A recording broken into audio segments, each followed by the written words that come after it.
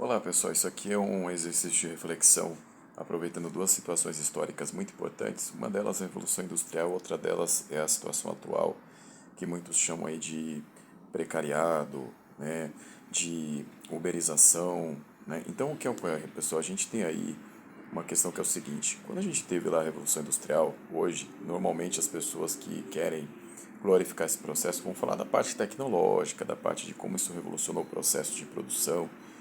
Mais pouco se fala, pessoal, como foi o começo, né? Porque o começo foi muito complicado para os trabalhadores, né? Porque os trabalhadores, eles só ingressaram de forma mais massiva na Revolução Industrial em si, nas fábricas, né, de Liverpool, Manchester, Birmingham e as demais, porque eles tinham sido precarizados, né? Então, o que ocorre ali, a gente tem artesãos e camponeses que perderam seus ganhos, né, devido à expansão das condições para a Revolução Industrial.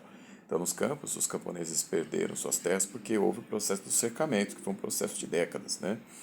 E nas cidades, né, antes delas começarem a crescer mais, né, e até no próprio campo, você tem os artesãos, né, que com seu artesanato conseguiam ter um meio de vida e conseguiam viver relativamente bem, né? Então, o que ocorre é que todos eles vão perdendo seus ganhos e acabam tendo que aceitar esses empregos da Revolução Industrial, né? Então, aquela massa de trabalhadores, na verdade, ela foi uma massa expropriada dos seus bens, né? Então, por isso que eles acabaram aceitando aquilo, né? E aí, lógico, essa parte não é muito falada hoje porque a gente tem a tendência, né, de falar muito assim dos ganhos tecnológicos, né? Mas não se fala da parte social. Isso é um grande problema, né? Porque você tem ali muitos trabalhadores ali que tiveram muitas lutas, né, contra esse sistema e hoje eles praticamente não são mencionados, né?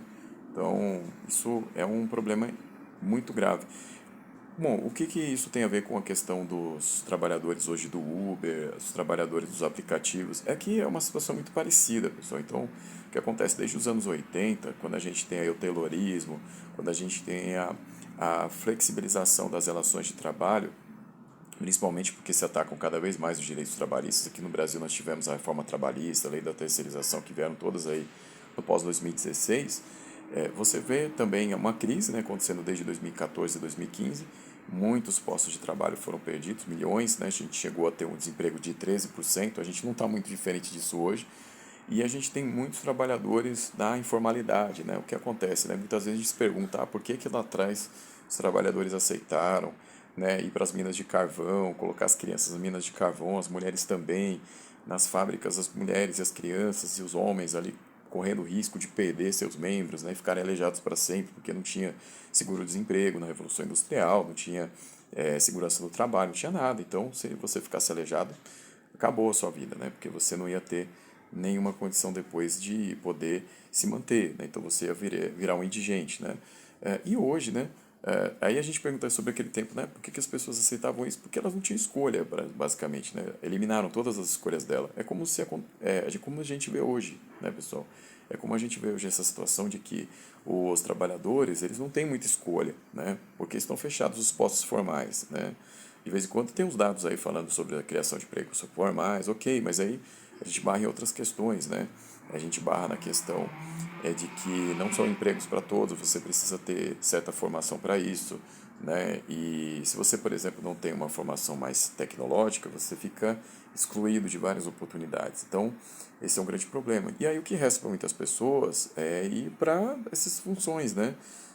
Em que elas têm que trabalhar muito mais, elas têm que fazer hora extra, né? Aí, dependendo às vezes, né, do que acontece na vida da pessoa, ela se ilude, acha, não, isso daqui eu estou ganhando mais do que se eu estivesse trabalhando formalmente, mas você não tem aquela garantia de que você vai ter uma jornada específica, né, de que você vai ter direitos ali conquistados, que você vai ter umas férias garantidas, você não vai ter um 13º salário, é tudo por sua conta, essa é a questão, né? Então, no mundo já tem sido lutado contra isso, por exemplo, na Inglaterra, né? Na Inglaterra, a gente tem lá um movimento muito ativo dos trabalhadores por aplicativos que recentemente conseguiram direitos trabalhistas, né?